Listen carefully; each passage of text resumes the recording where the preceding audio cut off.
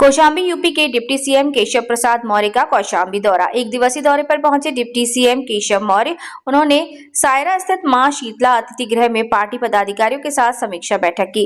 केशव प्रसाद मौर्य ने जोश भरते हुए कहा कि मतदाता शुद्धिकरण हो जाएगा तो बीजेपी 2047 तक नहीं बल्कि 3047 तक सत्ता में बनी रहेगी। एसआईआर की प्रक्रिया पर बहुत ही सफलता के साथ संपन्न हो। उन्होंने बताया कि कौशाम्बी जिले में अच्छा रिजल्ट है।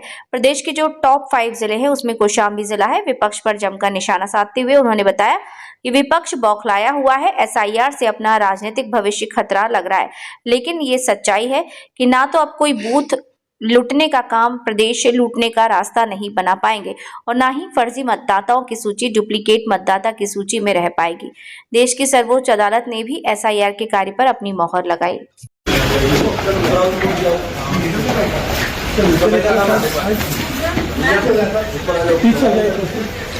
ये कितने लोग हैं? सब बैठने वाले जगह बैठे।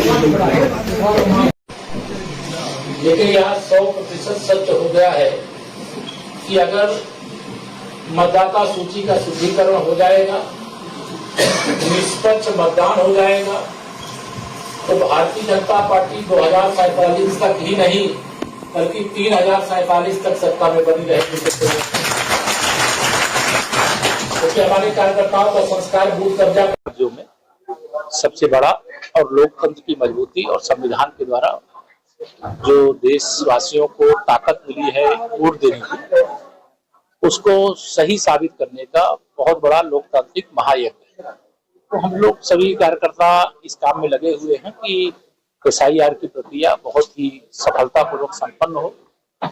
जानकारी के अनुसार ये पता है कि कौशाम्बी में अच्छा रिजल्ट है और प्रदेश के जो टॉप 5 जिले हैं उसमें कौशाम्बी का स्थान है। विपक्ष बौखलाया हुआ है, उनको एसआईआर से अपना राजनीतिक भविष्य खतरे में लग रहा है, लेकिन यह सच्चाई है कि अब ना तो कोई बूथ को लूट करके प्रदेश को लूटने का या देश को लूटने का रास्ता बना पाएगा और ना फर्जी मतदाताओं का नाम मतदाता सूची में रखने में सफल होगा, ना ही घुसपैठिए कोई मतदाता सूची के अंदर रह जाएंगे और ना डुप्लीकेट मतदाता रह जाएंगे। एक बड़ा काम चुनाव आयोग के द्वारा किया गया और भारतीय जनता पार्टी स्वागत करते हुए इस काम में पूरे दमखम के साथ लगी हुई है। देश की सर्वोच्च अदालत ने भी एसआईआर का जो अभियान चल रहा है उस पर मोहर लगाई है। समाजवादी पार्टी के मुखिया श्री अखिलेश यादव लगातार दुष्प्रचार करते हैं कि अगर मतदाता सूची के शुद्धिकरण के अभियान के आधार पर भाजपा आरक्षण खत्म करेगी, तो इस प्रकार के दुष्प्रचार की सजा इनको सबको लगातार मिल रही है। लोकसभा चुनाव 2024 में इन लोगों ने एक दुष्प्रचार किया था कि भाजपा 400 लोकसभा सीटें जीतेगी तो संविधान खत्म करेगी, आरक्षण खत्म करेगी। हम आरक्षण के भी समर्थक हैं, पक्षधर हैं और संविधान के पुजारी, लेकिन इन्होंने दुष्प्रचार करके कुछ सीटें जरूर जीत ली, लेकिन इनकी पोल खुल गई और 2024 लोकसभा चुनाव के बाद भारतीय जनता पार्टी जीत का चौका लगा चुकी है। हरियाणा, महाराष्ट्र, दिल्ली और बिहार जीत चुके हैं और आगे पश्चिम बंगाल और बाकी राज्यों में भी हमें पूरा विश्वास है कि विजय यात्रा हम लोगों की जारी रहेगी।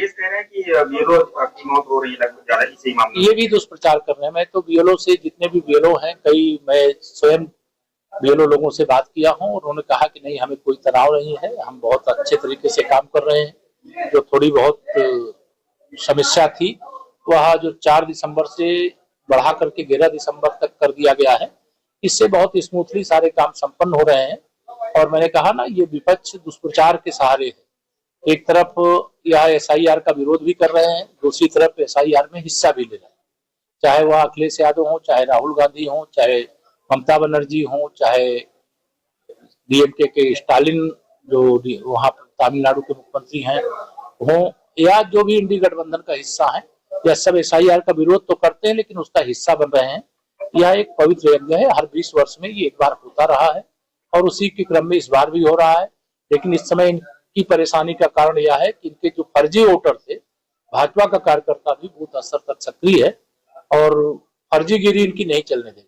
24 आरक्षण वर्गीकरण की चर्चा ये सब विषय अभी तो SIR ही विषय।